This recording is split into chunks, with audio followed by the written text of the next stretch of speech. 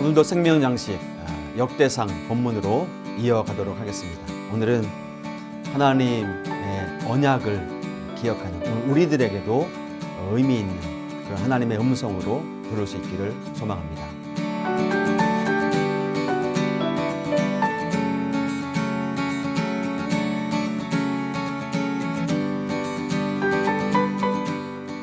자, 이제 역대기의 서론에 해당하는 긴 계보 또 통계의 자료들이 이제 마무리가 되고 이제 본격적으로 본론이 시작됩니다. 근데 이 본론의 첫 시작은 사울의 죽음에 대한 이야기입니다.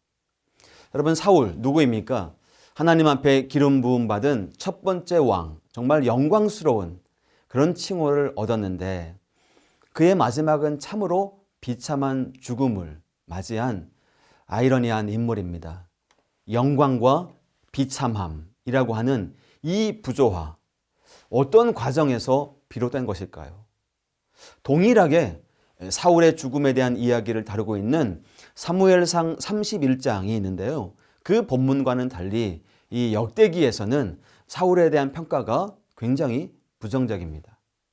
오늘 본문 13절, 14절에서 볼 수 있듯이 역대기 본문은 사울이 수치스러운 죽음을 맞이한 이유를 정확하게 언급하고 있습니다. 여호와의 말씀을 지키지 않았고 신접한 여인에게로 나아갔으며 하나님께 묻지 않았기 때문입니다. 여러분, 죄는 하나님과의 단절을 의미합니다. 하나님과의 관계를 잃어버린 사울은 그 죄악의 대가를 혹독히 감당해야 했습니다. 사울과 그의 아들들은 전쟁에서 죽음을 맞이하게 되었고 사울 가문은 한순간에 몰락하게 되었죠. 더 나아가서 이스라엘과의 전쟁에서 승리한 블레셋은 이스라엘의 왕 사울의 죽음을 다곤 우상에게 바쳤던 것입니다. 참으로 죽은 후에도 수치를 당하게 된 것이죠. 자, 잠깐 본문에서 눈을 돌려서 이 첫 번째 독자들의 입장이 한번 되어볼까요? 자, 이 족보들의 나열 뒤에 나오는 본론의 첫 시작을 읽은 이스라엘 백성들은 어떤 감정이었을까요? 하나님의 영광을 입었지만 하나님을 저버리고 비참한 최후를 맞이한 이 사울의 모습에서 이스라엘 자신들의 모습을 보지는 않았을까요? 하나님이 선택하신 민족이었는데 하나님을 버리고 불순종함으로 끝내 포로의 신세로 전락해 버렸던 자신들의 과거가 마치 파노라마처럼 떠오르지는 않았을까요? 만일 그런 생각이 들었다면 헤어나올 수 없을 정도의 우울한 감정이 들었을지도 모르겠습니다. 사울 이야기의 결말은 완벽한 새드 엔딩처럼 보이기 때문이죠. 자, 그런데 여기 반전이 있습니다. 놀라운 반전이죠. 사울을 심판하신 하나님께서는 거기서 이스라엘과 맺은 언약을 깨트리고 중단하지 않으시고 포기하지 않으시고 하나님의 나라를 이새의 아들 다윗에게 이어주고 계시다는 것입니다. 여기서 우리는 진노와 심판 이면에 있는 하나님의 포기하지 않는 끈질긴 그 사랑과 신실하심을 볼 수 있기 때문입니다. 약속에 신실하신 하나님은 이스라엘의 진정한 회복을 위해서 모든 것을 뿌리채 뽑아 버리지 않으시고 그루터기를 남겨두십니다. 사울 왕국의 패망이 이스라엘의 끝이라면 정말 이건 소망이 없는 거죠. 정말 새드 엔딩, 슬픈 결말입니다. 그러나 하나님께서는 다윗을 통해서 이전보다 더 견고한 하나님의 나라를 세워 가신 것입니다.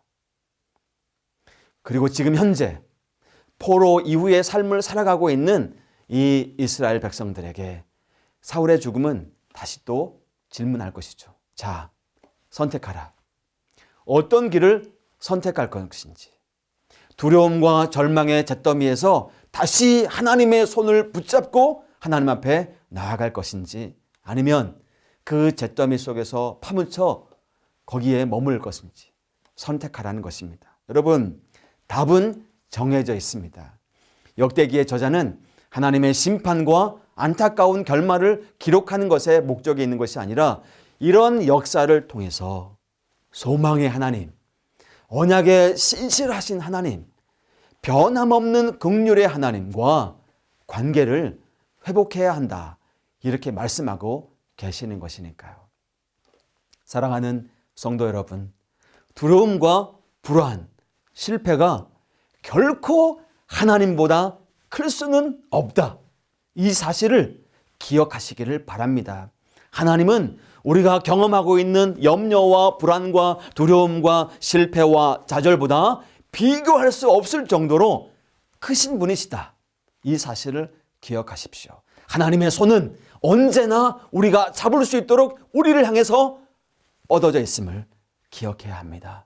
우리 하나님은 약속에 신실하시고 변함이 없으시고 죄 가운데 있는 우리를 여전히 긍휼의 사랑으로 바라보시고 여전한 소망을 가지고 계신 분이라는 사실을 잊지 말고 그분께 시선을 두고 그 자리에서 다시 시작하는 그런 은혜가 우리 모두의 삶 속에 있기를 바랍니다. 우리 함께 기도하겠습니다. 하나님 아버지, 진노 가운데서도 긍휼을 잃지 않으시고 변함없는 신실한 사랑으로 우리를 바라보시며 우리를 회복해 하시는 하나님의 열심 감사합니다. 하나님 아버지, 이 고통의 상황 가운데 하나님께 시선을 두고 하나님께 나아가 진정한 삶의 신앙의 공동체의 회복을 경험하는 우리 모두가 되게 하여 주옵소서. 예수님의 이름으로 기도하옵나이다. 아멘.